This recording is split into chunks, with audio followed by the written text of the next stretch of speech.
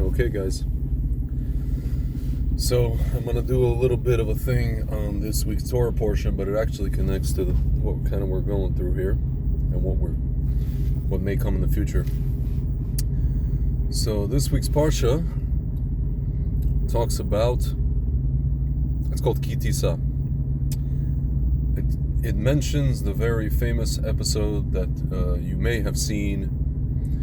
may have seen in the movie Ten Commandments, and that is the episode of when, Moshe Rabbeinu, played by Charlton Heston, goes up on the mountain for 40 days, basically to download the Torah from Hashem, and the people are wondering, where's Moshe Rabbeinu? And so, what they don't show you in the movie, or what they don't tell you in the movie, was that the people, they do show you the part where the people build a golden calf and started dancing around. What they don't tell you is that the ones who led them into doing so were the entity called the Erev Rav, the mixed multitude who left with us, whom Moshe Rabbeinu allowed to leave with us, to come along with us out of Egypt, because they saw that, this Moshe Rabbeinu was with God, and then he saw the potential in them. That's a deeper discussion, deeper idea as to why or how. But these are the mixed multitude. And so, and by the way, these guys are related to Amalek, who we are dealing with to this day. And the theme of this week of Purim, Haman comes from Amalek, the nation of Amalek. So these Erev Rav got us to do, to make the golden calf. The Midrash, the commentaries explain that, first of all, we know what happened after the golden calf, that we melted down the gold, and we used that gold to make the Mishkan, the portable tabernacle. So it's interesting, you see something that was basically made at the behest of the Erev Rav was then melted down, and the gold from which was made into something holy to contain what's called the Shekhinah, divine presence, which was portable. So guys, I think I heard this from Rabbi Kessin. I'm not sure, I don't want to misquote him, but I think I heard from him that, you fast forward to today, and you see the majority of Jews, at least in America, despite the fact that they are, there's a lot of wealth, right?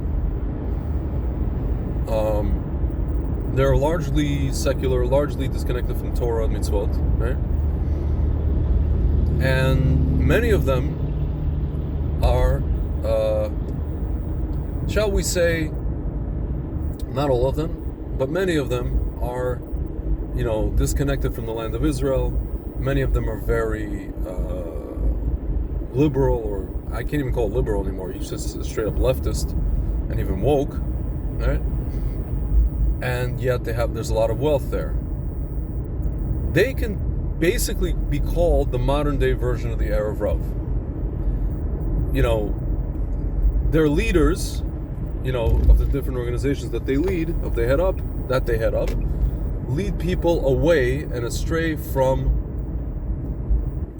Torah and mitzvot and into other things. Or they bastardize the Torah and all that kind of stuff. So, what's the idea? The idea is that in the future, the wealth that is amassed by this entity, by these people, who are technically part of Klal Yisrael these days, or technically, we call them Gino, Jews with name only, etc., etc. The wealth, when Mashiach comes, will, so to speak, be melted down, quote unquote, melted down, and used to build what? The Beit HaMikdash, the temple. So now we have this kind of repeat performance of this whole process of the Erev Rav building the golden calf, which is, at that time, was a golden calf, was avodah zarah. Today it's just, worship of money, worship of prestige, having your name on a building, the so-and-so center for whatever, for performing arts, the so-and-so wing of this university, the so-and-so. Not to say that that's bad, right? But in and of itself, people are chasing these things in and of themselves, and they turn that for them is Judaism, right? Tikkun Olam, what they call, right? Being part of, a society that, builds hospitals, builds schools, builds universities, and having your name on a wall because you donated a bunch of money. My friends, I'm not saying all the people that do that are, worship this whole status thing, but we know that that's a thing among people, especially in our community. That's a thing. People want to have their name on walls, right? I gave this much money. So, my friends, that can become an actual avodah zarah, a worship of sorts, and not only a worship, but more so the definition of what it means to be a Jew in the eyes of these people, as opposed to the Torah. Now you come and say, well, Tzvi, don't some of these people fund Torah?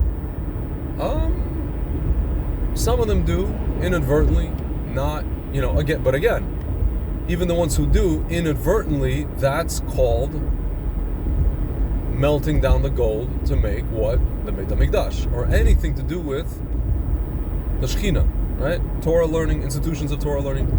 My friends, Rabbi Kessin also mentions this whole funny thing. I mean, it's quote-unquote funny. You go to the, let's say, go to like Monmouth College, right? Like some dinky college. No offense to anybody who went to Monmouth College. Monmouth College, I don't know, Bergen Community, some, low-level college. You go to the campus.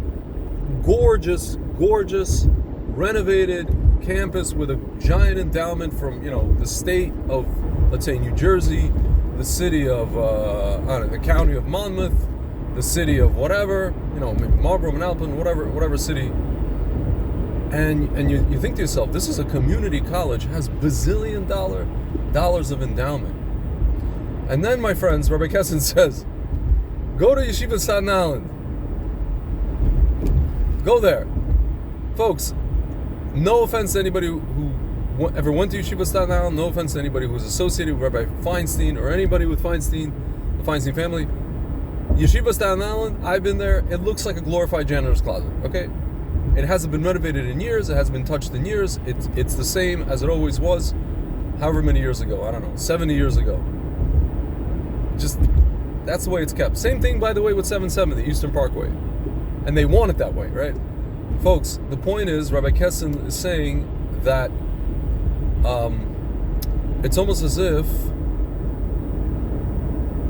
the Sitra Achra wants to, or the dark side, so to speak, wants to show people the prestige of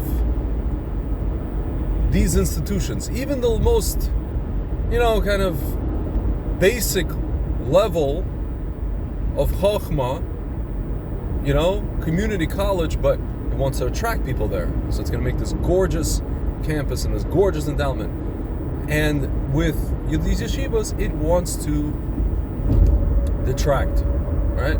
Who is going to go there? Only the faith, or only the most devoted ones. Only the ones that really want to follow Torah and mitzvahs and in this case, Rabbi Moshe Feinstein and his family, and Talmidim and all the rest of it. Same thing with 770, right? Only the people that are really the real devotees. If you talk to them, they say, "Don't renovate it. Dafka, don't renovate it." Right? There's a whole thing about it to fight. Are we going to renovate it or not? So, my friends, it's basically a thing where these shiny things attract the Sitra Achra. Just like the Erev Rav made this golden calf and it attracted the dark side, but that will be melted down, that money will be taken, redirected, the closer we get to Mashiach, and redirected towards the rebuilding of anything to do with Hashem. Whether it's a shul, now they're talking about rebuilding 770, making it nice. whether it's a new structure like the Beit HaMikdash, the third temple, my friends, right? So, with that said, guys, God willing, very, very soon, we will hopefully find ourselves in a situation, especially now that you see all this financial stuff is being completely rearranged. I don't know if you guys noticed. I mean, like, everybody's complaining about tariffs and trade wars and this and that. My friends, we don't understand that, like, this is literally, nothing happens without Hashem's approval, right? This is literally Hashem putting his haskama, his approval on the complete rearranging of the international economic system, monetary system, trade system, economic system. And of course we understand that, for example, Trump is doing what he's doing because, America is getting fleeced all these years. But here's the thing, guys.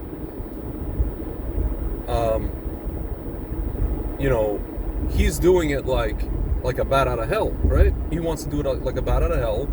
And by him doing it like a bat out of hell, immediately and very quickly and very, in an almost like a draconian way, he's forcing the issue, he's pushing the envelope. It's causing this ripple effect of just complete reorganization, not only financial, but also geopolitical, military, etc., right?